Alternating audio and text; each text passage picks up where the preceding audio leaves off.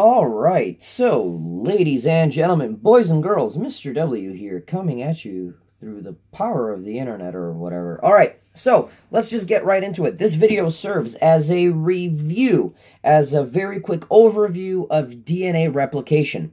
So before we begin with DNA replication, let's actually look at a regular DNA molecule. We know that a DNA molecule is double-stranded. And on each side are nucleotides. Remember, nucleotides are the building blocks of DNA. This is a nucleotide. This is a nucleotide. And they connect together. They connect together through the phosphate backbone here. These are, of course, covalent bonds. And they connect in between, which I represented here with these dotted lines here. Now, those are hydrogen bonds. Those are pretty weak. They're easy to break. Remember, A and T, adenine and thymine, share 2 hydrogen bonds with each other. And guanine and cytosine, G and C, share 3 hydrogen bonds with each other. DNA has direction. These strands go in a very particular direction. We call these directions going from 5' to 3', or we call them going from 3' to 5'. Now, what do those numbers mean? There are actually ways of counting carbons on these sugars, but instead of counting carbons, I taught you the easiest way. Wherever the phosphate is, that is where your 5' will be. So, if your phosphate's on top, like it is in my molecule here, that is your 5' side. And if your phosphate's at the bottom, which unfortunately I didn't draw an extra phosphate here, but if it would be, this would be my 3' side. Here, I see that my phosphate is at the bottom of a molecule. This means this is my 3' end, and at the bottom, that must be my 5' end. Now, let's actually get to talking about DNA replication. Right? DNA replication is the process of making one DNA molecule into 2 completely identical daughter DNA molecules. So what we're trying to do is get one DNA molecule to turn into 2. Well, how do we do that? Well, the first thing we need to do is actually split a DNA molecule in half. The way this ends up working is one strand becomes a template for a new DNA molecule, and so does the other one. So in this case, this strand on top will become a template for one DNA molecule. And then this strand on the bottom will also become a template for a DNA molecule. So our new DNA molecule will have one strand from the original DNA. The other new DNA molecule will have one strand from the original DNA. And each of them will have a new strand synthesized by DNA polymerase. But first, let's figure out how this happens. Before DNA can replicate, we need this DNA helicase to split my DNA molecule in half. And it does this by breaking the hydrogen bonds in between the nitrogenous bases. Great. So now my DNA is split. Here, I drew a DNA helicase and a replication fork. So this is where replication will sort of end up starting. So let's start with the leading strand. The leading strand I drew here as my top strand. So I drew my leading strand as starting from 5' and ending with 3'. And that is the leading strand. The leading strand will start with 5' and end with 3'. So let's start with the replication of the leading strand. The first thing that needs to happen is an enzyme called DNA primase. DNA primase will add a primer. So DNA primase, I'm just going to draw a DNA primase as like sort of a purple squiggly thing. We'll draw a primer on the 3' end of a strand. It will only add primers to the 3' strand. So after this DNA primase adds a primer over here, it's going to go away. I'm just going to replace that with just any purple drawing to show that there's actually a primer here. Let's put it right here. Now, why is this primer left by the DNA primase important?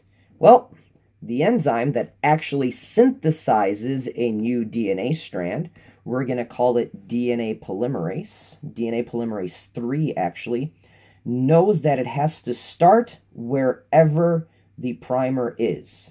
So DNA polymerase will look through, whoa, where did my screen go? So DNA, I can't believe I actually have to do this again.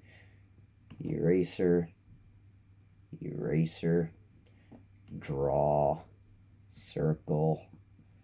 All right, so now my orange big oval is my DNA polymerase.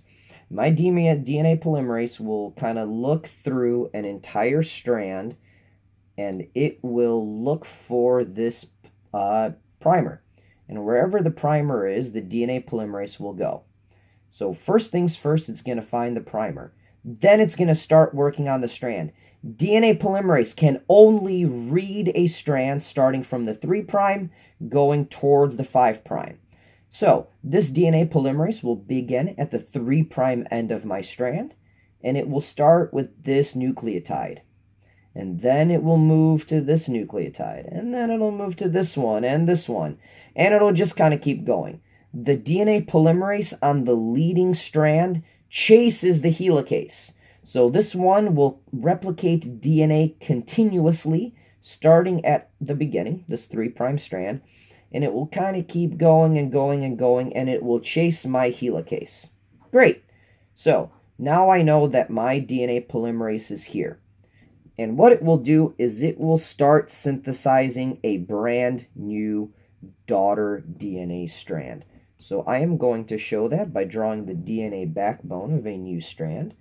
I'm going to go ahead and start here, wherever my DNA polymerase is. And I'm just going to draw this entire strand because I think it'll be easier this way. And I am going to draw my new daughter nucleotides in the color orange. I think that's fitting. So here I see that I have a C nucleotide. So polymerase will add a G on this side. Here I see, just pretend that this polymerase here is moving in this direction here. So I am going to draw, I know that if there is a G on this side, the pair is a C. Then it'll move over here, and it will read the A on the template strand, and it will add a, and it will add a T here, and then it will read the T here and add an A on the new strand, and it will read a T and add the T to that strand. And because for some reason my laptop decides to be so super silly, I'm just going to draw a brand new backbone over here. And to be honest, that takes care of the leading strand for now. Of course, this DNA helicase, this one right here, keeps moving in this direction.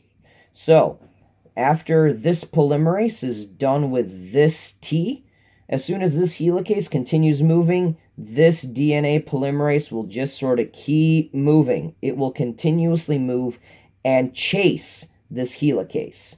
This is, of course, my leading strand. Now, the lagging strand works a little differently. It runs in the opposite direction. We know that DNA polymerase can only read a strand from 3' to 5', and it can only synthesize the new daughter strand from 5' to 3'. So this runs into a little issue here. Let me explain. Let's start with the DNA primase. The DNA primase will do its job just the same. It will find the 3' end of a strand, and it will add a primer there. Well, we can't really start here yet because this DNA hasn't been unwound yet. My helicase hasn't made its way to this part of my diagram yet. So the only way for my polymerase to start is to start at the 3' end right here. So DNA primase will add a primer right here. And this makes sense because this is still the 3' end of my template strand. And then, now that we have that, we are going to get DNA polymerase to go ahead and find my primer, and it will find it here. and it will start moving from the 3' direction towards the 5' direction. So this is what we are going to do. We are going to draw, actually let's put it here just for the sake of, consistency. And we are going to draw that same backbone again. I'm going to try to make it work. The nice little backbone. And pretty much the same pattern follows. We know that DNA polymerase will start adding nucleotides in the new strand, writing from the 5' strand ending to 3'. Oh, I might as well label this side too. Okay, excellent. So this DNA polymerase will add an A here. It'll move over. It reads an A on the template strand. It'll add the complementary T on the other strand. It reads a T on the template strand. It will add a complementary A. It reads a C. It adds a G. It reads a G. It adds a C. This is review. However, now we've run into an issue. This is the end of my molecule. There is no DNA left here. Polymerase has nowhere left to go. But it hasn't replicated any of this stuff yet. Well, let's keep seeing what happens. This DNA helicase, this one right here, which I accidentally just deleted all the things for. This helicase is going to keep moving in this direction. Lucky for you, I drew what would happen if this would continue. Hey, look, see, here it wasn't split. Now it's all split, and the DNA helicase has now moved all the way over here. So now we have more DNA unwound. The top polymerase has no problem. If you recall, this top polymerase was chasing the helicase. So the top polymerase will just continue along its way here. And it will continue adding nucleotides as normal. I'm just going to draw them really quick and fill them in really quick. T, C, G, T, A, C. Makes sense. No big problem. One strand is now complete. DNA is actually millions of nucleotides long, so this is a simplification, but I didn't draw any extra DNA in this region, so my top strand, my leading strand, is done. My polymerase has chased down my helicase, and it has completed its replication of one new daughter strand. That leaves us with the lagging strand. So my DNA primase will add a primer to the 3' side. As always, it always starts with a primer at a 3' tail of the DNA. And then, once again, DNA polymerase knows that it will look for this primer, and it will attach here. And it will continue moving along from 3' to 5', writing a strand from 5' to 3'. So we know that the daughter strand of our lagging strand will go ahead and run here. So I'm just going to draw a nice little backbone for us to work with. Of course, we know that this polymerase is running in this direction, so it will synthesize nucleotides as such. So it reads a C here, and it will add a G to the daughter strand. It reads an A, it will add a T. It reads a T, it will add an A. It reads a G here, it will add a C to the new strand. It adds a C in the template strand. It adds a G, and it reads a T. So we are going to add G, and we are going to add an A to my daughter strand. Well, at least we have our lagging strand synthesized, but we kind of ran into a little bit of an issue. My fragments aren't connected. Remember, this half was replicated first, this part, and then we needed to wait for DNA helicase to finish unwinding more DNA. So Then it replicated this part, but we haven't connected them. So another enzyme called DNA ligase will go through the strand and connect these two fragments together. And it's only when the DNA ligase connects these two fragments together are we done replicating my DNA. These fragments, as you recall, are called Okazaki fragments, named after the scientist who discovered them. That's why they have such an entertaining name. They're named after the scientist who discovered them. Now, if you recall from class, we did talk about another type of DNA polymerase called DNA polymerase 1.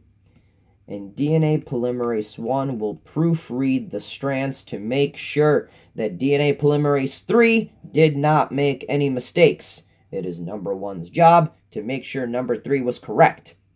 And if you're wondering why they're named out of order, well, they're named after the order in which they were discovered. Polymerase 1 just happened to have been discovered first, as it goes. So, I'm going to go ahead and zoom out of my diagram, however poorly drawn and misconstrued it might be. Hopefully, now that we saw the movement of helicase, and hopefully now that we saw one complete DNA strand being synthesized from scratch, it will help you understand DNA replication more. And if you're my second period and you have Mr. Kim as a teacher, you can ask him anything you want because he's an expert. Sorry, Mr. Kim. I'm going to run away now.